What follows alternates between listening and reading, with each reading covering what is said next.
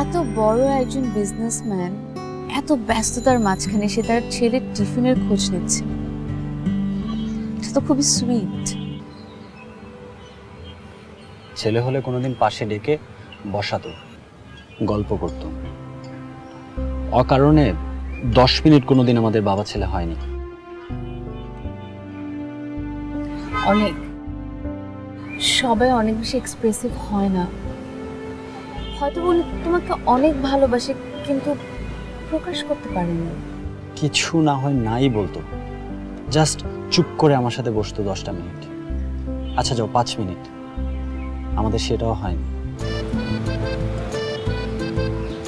তুমি তোমার বাবাকে নাম ধরে ডাকো। স্ট্রেঞ্জ। কেন? আমার বাবা বাবা পরে বন্ধু আগে। আমার যখন 4 বছর তখন মা মারা যান। আমার কোনো ভাই বোনও নেই। মা মারা যাওয়ার পর বাবাই আমার বাবা, বাবাই আমার মা, বাবাই আমার বন্ধু, বাবাই আমার সব। সেখান থেকে বাবা হয়ে গেল কবির, আমার জীবনের সবচেয়ে স্পেশাল মানুষটি, যাকে ছাড়া আমি একটা দিনও ভাবতে পারি। আমি কিছু বছর যাবৎ ঢাকাতে একা থাকি, আর বাবা একা থাকেন।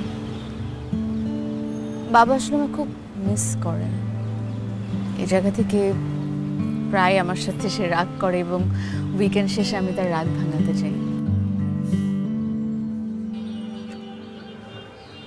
বাবার সাথে বন্ধুত্ব হয় নাকি? কেন হবে না? তোমার সাথে তোমার বাবার সম্পর্ক কেমন? সেটা কিছু স্টেপ আছে, এক এক সময় এক এক রকম। কিরকম? এই ধরো যে যখন খুব ছোট ছিলাম তখন বাবাকে ভয় পেতাম, প্রচন্ড ভয়। একটু এদিক সেদিক হলেই পানিশমেন্টের ভয়। সবচেয়ে বড় ভয়টা ছিল বোর্ডিং স্কুল পাঠিয়ে দেওয়ার ভয়। তারপর একটু বড় হলাম, তখন মনে হলো স্কুলের হেড টিচার, রেজাল্ট ভালো না করলে, নিয়ম ভাঙলে পানিশমেন্টের ভয়। আর তখন ভয়ের সাথে যুক্ত হলো ঘৃণা আর অপছন্দ। তারপর আর একটু বড় হলাম, তখন মনে হলো অফিসের বস, শুধু অর্ডার আর অর্ডার। তুমি জানো, সে ড্রাইভারের কাছে আমাকে নোট পাঠাতো টিফিন শেষ করতে, যেন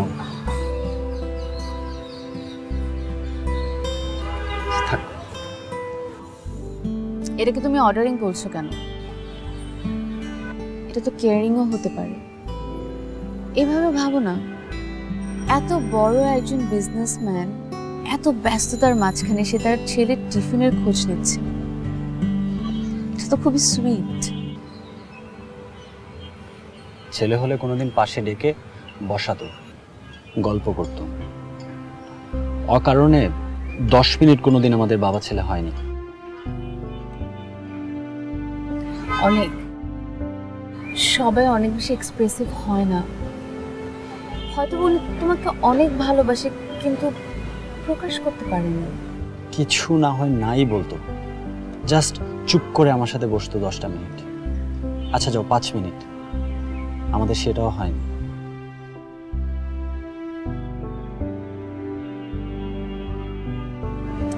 আমার কি মনে হয় জানো,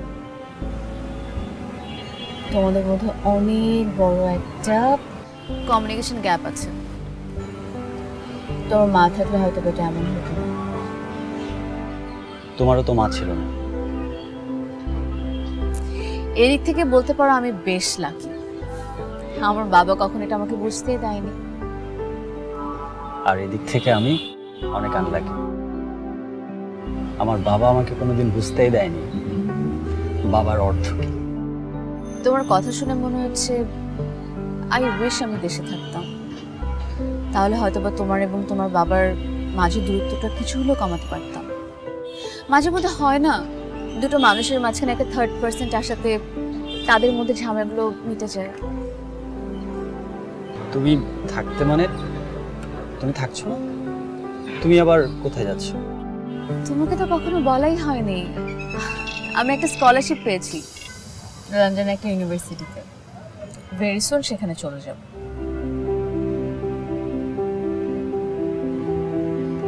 তুমি লন্ডন চলে যাচ্ছ?